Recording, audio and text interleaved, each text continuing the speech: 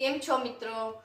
તો તમારું સ્વાગત છે અમારી સાસ બહુ કિચન ચેનલમાં અને બધાને મારા તરફથી ઓમ નમો નારાયણ। અને આજની આપણી બીજી રેસીપી છે સૂકી મેથી બટેકાનું શાક। તો ચાલો હવે આપણે બનાવીએ। તો જો આપણે લીધું છે તેલ 3 થી 4 પાવડા। આ બટેકા મેં આવી રીતના કાપી અને ધોઈને રાખી દીધા હતા। આવી રીતના પતલા અને મોટા થોડાક રાખવાના। પછી ધાણા જીરું, મીઠું, સૂકી મેથી ને લાલ મરચું અને આ આદુ ને મરચીની પેસ્ટ આવે ને એ જે મેં બનાવી અને રાખી દીધી છે। જો સૌ પ્રથમ આપણે ગેસ ચાલુ કરીશું। તો એની ઉપર આપણે આવી રીતના એક વાસણ મૂકી દેશું, પેણી નોન સ્ટિક। તો હવે આપણે એમાં સૌ પ્રથમ તેલ એડ કરશું। 3 થી 4 પાવડા છે એ નાખી દેશું। હવે તેલ ગરમ થાય એટલે એમાં નાખશું મેથી।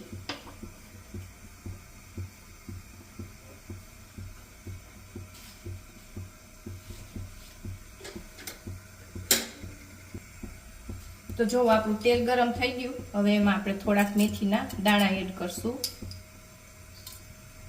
થોડાક લાલ થાય એટલે એમાં આપણે બટેકા નાખશું।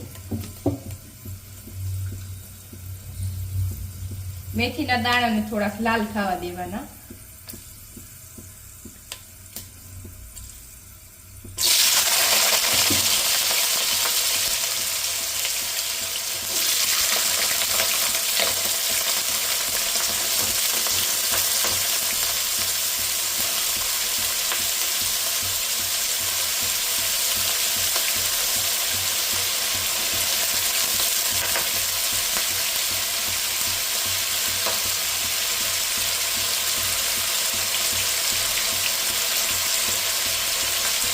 એડ કરી દીધા બધા બટેકા છે, ધોઈને આપણે અગાઉથી કાપીને જ રાખી દીધા હતા। હવે આપણે એને હલાવીએ।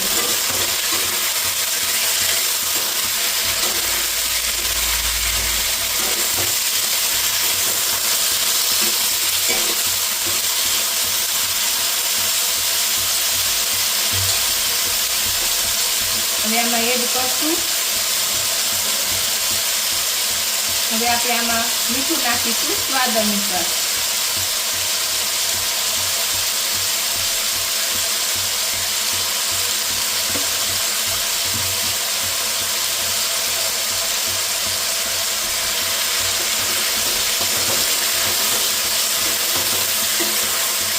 મીઠું આપણે હલાવી લઈશું।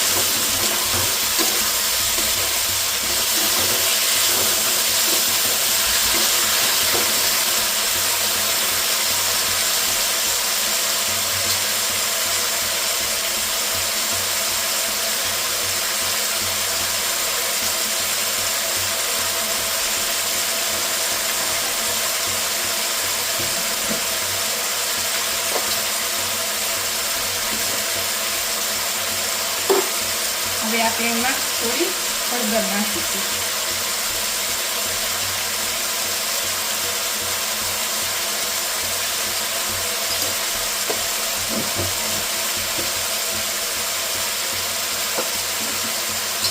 હળદરને પણ મિક્સ કરી લઈશું।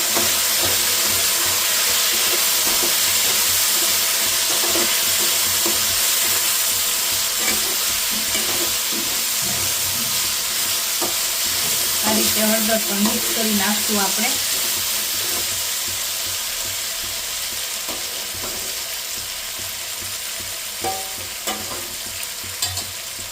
હવે આને ઢાંકી ને થોડીક વાર ચડવા દેશું બટેકા। બહુ બટેકા નહીં ચડવા દેવાના, આ રીતનું ઢાંકી દેશું। તો જો આપણે જોઈએ હવે આપણા બટેકા એકદમ સરસ ચડી ગયા છે। જો આ રીતના ભાંગી જાય છે એટલે હવે આને આપણે થોડાક કડક થવા દેશું। ધીમા ગેસે 2 થી 3 મિનિટ રાખી દેવાના, હલાવવાના નહીં ઢાંકીને। અને પછી બટેકા ચડી જાય, બહુ ચડવાય નહીં દેવાના। બટેકા ચડી જાય એટલે ગેસ ખાસ કરી અને એને થોડાક કડક થવા દેવાના।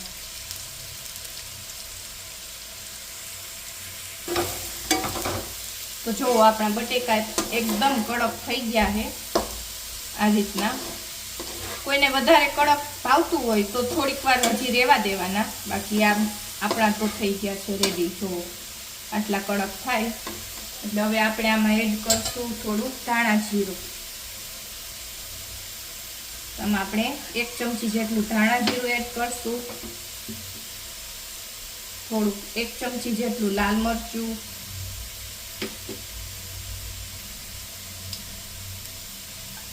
અને 2 ચમચી આદુ મરચાંની પેસ્ટ. હવે આને મિક્સ કરી લેશું. અને આ વસ્તુ એડ કરી ધાણા જીરું, સૂકું લાલ મરચું, એટલે ગેસની ફ્લેમ હાવ સ્લો કરી દેવાની, ફાસ્ટ ગેસમાં એડ નથી કરવાનું. આ રીતના મિક્સ કરી દેવાનું. ગેસની ફ્લેમ સ્લો જ રાખવાની, ફાસ્ટ નહીં કરવાની. હવે આપણે આને 1 મિનિટ જેટલું ઢાંકીને રાખી દેશું.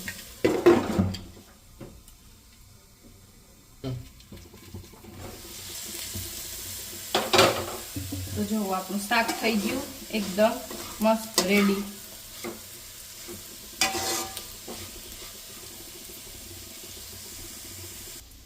તો ચાલો હવે આપણે શાકને સર્વ કરી દઈએ. તો જુઓ બની ગયું આપણું સૂકી મેથી બટેકાનું શાક. જો રેડી છે આપણું સૂકી મેથી બટેકાનું શાક.